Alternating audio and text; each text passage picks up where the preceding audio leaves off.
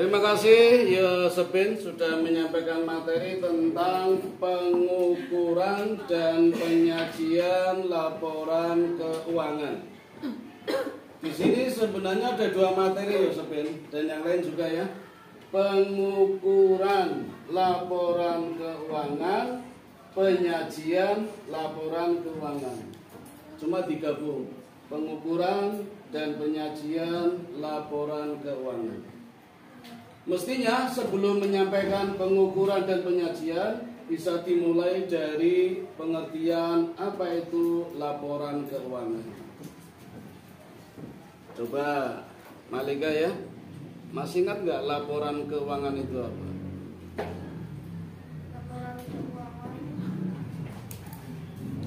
Laporan keuangan laporan yang berisi tentang keuangan perusahaan untuk jangka waktu tertentu. Ya, simpelnya begitu ya. Laporan keuangan adalah laporan yang memberikan informasi tentang keuangan perusahaan dalam jangka waktu tertentu. Bisa diulangi dia? Ainun, apa itu laporan keuangan? Tadi kan sudah. Yosepin? Laporan keuangan berdasarkan informasi dari suatu perusahaan pada suatu periode akuntansi. Ya, itu intinya begitu. Nah, bagaimana cara pengukuran dan penyajiannya? Tadi sudah disampaikan oleh Yosepin. Tapi setelah pengertian, di sini juga bisa disinggung dulu tentang fungsinya. Apa fungsi dari laporan keuangan? Jadi teman kalian menjelaskan fungsinya adalah memberikan gambaran. Walaupun tidak berbentuk gambar ya, tapi setidaknya memberikan gambaran tentang kinerja. What is the meaning kinerja? Hasil kerja, prestasi kerja. Kalau dalam bahasa Inggris performance ya. Kalau performance menurut kalian penampilan kan? Tapi kalau di jurnal internasional artinya kinerja. Jadi kalau kalian sering searching di jurnal ilmiah, jurnal internasional, performance artinya bukan penampilan, tapi kinerja, prestasi kerja.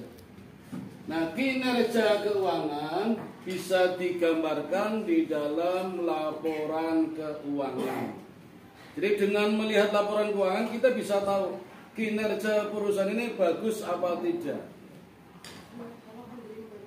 Tadi di bawah ada sosialisasi program sekolah. Dari situ nanti menghasilkan laporan keuangan yang berisi anggaran-anggaran. Anggaran khususnya adik-adik kalian yang sedang menempuh duduk di kelas 10 selama setahun ini anggarannya berapa. Nanti realisasinya bagaimana, itu akan dilihat, kelihatan prestasi kerjanya bagus apa tidak. Dari segi ketepatan penggunaan anggaran. Minimal 2 kali sekolah kalian mendapatkan penghargaan di bidang ketepatan penggunaan anggaran. Jadi pas, anggaran yang dibutuhkan sekian, yang digunakan sekian. Ada loh di Yogyakarta ini sekolah yang tidak bisa menggunakan anggarannya dalam setahun nganggur Ainuna sebesar 2 miliar coba. Bingung mau digunakan untuk apa karena kebanyakan uang.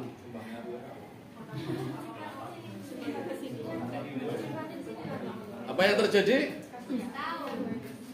Dikurangi.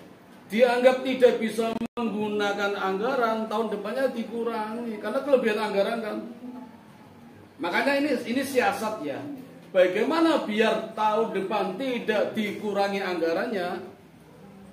Yang penting programnya pokoknya jalan. Entah untuk apa, biar besok tetap cair anggarannya. Itu siasat. Makanya jangan kaget kalau di jalan-jalan sering jalan udah bagus dibongkar lagi.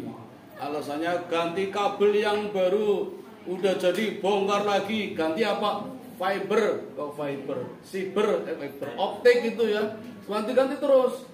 Padahal jalan kalau udah dibongkar, diganti lagi jalannya malah jadi nggak bagus, beronjol-beranjul, malah jadi nggak enak. Yang penting kan anggarannya cair. Malah ada ungkapan daerah Pantura ada proyek seumur hidup. Jalan Pantura kan selalu dibongkar terus, selalu dibongkar. Itu proyek seumur hidup. Kan kalau nggak gitu nanti nggak ada yang kerja, nggak makan kalau nggak kerja, ya kan ya. Nah, jadi ya disitulah yang saya katakan mata rantai setan, lingkaran setan. Tidak akan pernah selesai. Karena kalau selesai nganggur nggak kerja. Siapa tahu di antara kalian ada yang insinyur jalan, ada yang tukang batu. Kalau nggak gitu nggak kerja. Makanya ada istilah proyek seumur hidup, biar ada pekerjaan. Di sini tadi Yosepin mengatakan kinerja keuangan bisnis di dalamnya bisa dilihat dari pendapatannya, biayanya.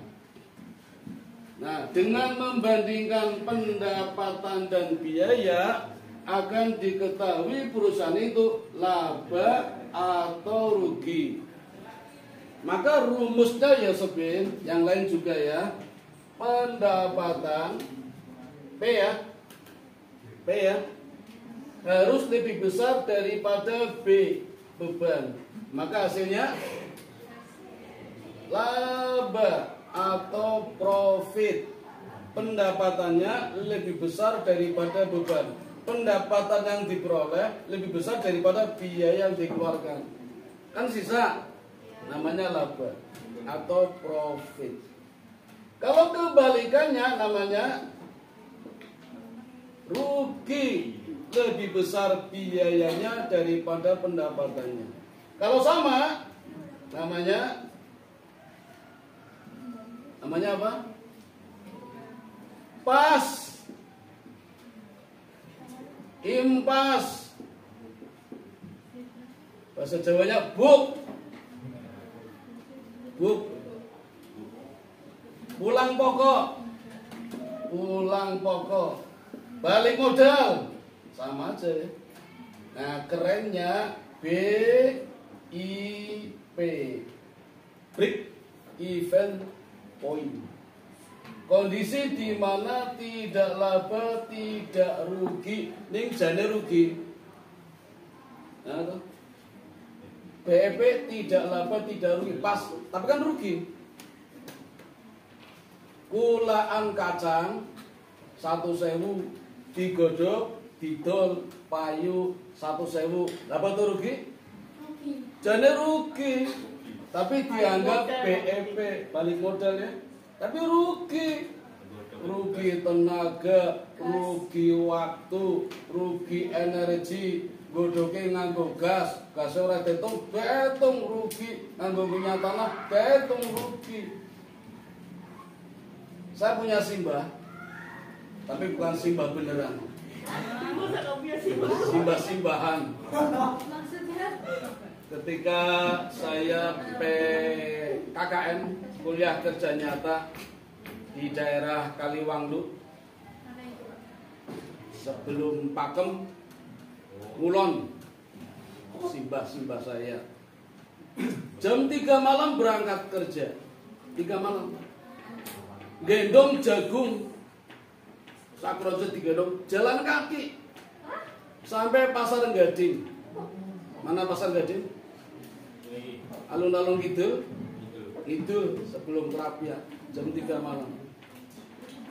Jagung sak gendongan itu nak payu kabeh mung pira? Orang ngerti, ya kira-kira 1.000 misalnya ya. Nek payu kabeh, urung nek ora payu. Terus badine pira? Mlaku lho kuwi. Mungkin batik ini kan kesel. Ini kebanggaan bagi orang-orang dulu seperti itu. Nah, ternyata filosofinya beda ya, filosofinya beda. Kita kan filosofi orang timur. Orang timur tuh filosofinya biasa susah. Kalau ketemu susah nggak ada masalah. Ketemu senang, alhamdulillah. Kan udah biasa susah. Orang timur lebih suka menyiapkan rugi. Nanti kalau rugi sudah disiapkan, ketemu rugi nggak ada masalah. Kan udah biasa. Ketemu untung, alhamdulillah. Itu falsafah orang-orang timur. Kalian udah biasa makan telo, makan jagung, tiwul, mertamu, disuguhi itu, wah udah biasa ya. Disuguhi McD, wah alhamdulillah. Disuguhi es pocong, es genderuwo, es tuyul, wah seneng banget. Mie gacoan seneng banget. Itu falsafah timur. Ya kelima ya. Tapi kalau falsafah barat itu progresif, harus laba, pokoknya laba, rugi resiko. Dalam lomba begitu, kita harus menang, pokoknya menang, kalah resiko. Orang timur, yang penting ikutlah, kalah nggak apa-apa. Ya kalah terus. Oke, yang penting ikut. Kalah nggak apa-apa ya? Kalah nggak apa-apa kan? Nggak apa-apa, saya ikut aja. Nah, yang penting malu, penggembira, menyenangkan musuh biar menang. Yang penting ikut, kalah nggak apa-apa. Yo kalah terus. Nah, itu ternyata beda. Ya beda falsafah ya, beda falsafah. Karena memang negaranya beda. Nah di dalam keuangan juga begitu. Administrasi keuangan yang kalian pelajari besok pun begitu. Ya, nanti kalau ketemu ya setelah PKL. Ini masih teori dulu. Yosepin, tadi kamu juga menyampaikan tentang kelemahan laporan keuangan. Kalau ada kelemahan, mestinya ada kelebihan atau kekuatan. Lemah lawannya kuat, bukan lebih ya. Kalau lebih lawannya kurang. Kamu suka yang lemah atau kuat? Nah, ya udah. Jadi kalau di sini disampaikan kelemahan, apa salahnya kalau disampaikan dulu kekuatannya apa? Kekuatan dari laporan keuangan adalah fungsinya, manfaatnya itu apa? Ketika laporan keuangan bermanfaat, itulah kekuatan dari laporan keuangan. Tapi kalau sudah tidak bermanfaat, berarti kelemahannya. Ya, seperti di sini kamu menyampaikan tidak selalu bisa disajikan tepat waktu. Kenapa tidak bisa tepat waktu? Berarti tergantung pada orangnya. Orangnya kan? Pak, banyak transaksi susulan, kejadiannya terlambat, laporannya kecer. Ya kan orangnya juga ya. Tinggal bagaimana memperlakukannya. Maka nanti ya, kalau sudah sampai saatnya, ada administrasi yang mengajarkan tentang jurnal penyesuaian. Untuk menyesuaikan data keuangan yang datangnya terlambat, yang tidak sesuai. Ya. Sabar, sementara disimpan di sini dulu, gambaran dulu. Oke, yang ini apa ini ya Yosepin? Ini pengertian ya. Oh ya ini tujuan. Tujuannya apa ya Yosepin? Baca lagi. Memberikan informasi posisi keuangan. Ya, sama ya. Jadi ini ublek-ublek sebenarnya intinya sama ini. Pengertian, tujuan dan sebagainya. Sampai di sini ada pertanyaan? Tidak ada? Udah, cukup ya. Sampai sini dulu. Istirahat dulu. Di sini tapi istirahatnya nggak keluar.